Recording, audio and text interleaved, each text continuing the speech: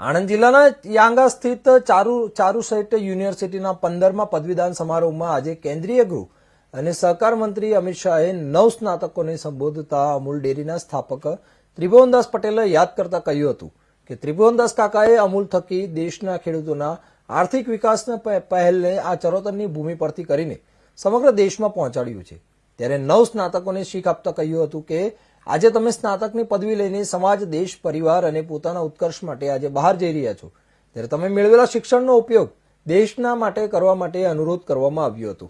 આજે ચારુસેટ યુનિવર્સિટી ખાતે અમિત શાહના હસ્તે કુલ 1076 વિદ્યાર્થીનીઓને અને 1718 વિદ્યાર્થીઓ સહિત કુલ 2794 વિદ્યાર્થીઓને પદવી એનાયત કરવામાં આવી હતી। જ્યારે વિવિધ વિદ્યાશાખાઓમાં અગ્રીમ સ્થાન પ્રાપ્ત કરનાર તેજસ્વી વિદ્યાર્થીઓને 45 ગોલ્ડ મેડલ એનાયત કરવામાં આવ્યા હતા, જેમાં 28 વિદ્યાર્થીનીઓ અને 14 વિદ્યાર્થીઓનો સમાવેશ થાય છે। જ્યારે 19 વિદ્યાર્થીનીઓ અને 19 વિદ્યાર્થીઓ સહિત કુલ 38 વિદ્યાર્થીઓને પીએચડીની ડિગ્રી એનાયત કરાઈ હતી।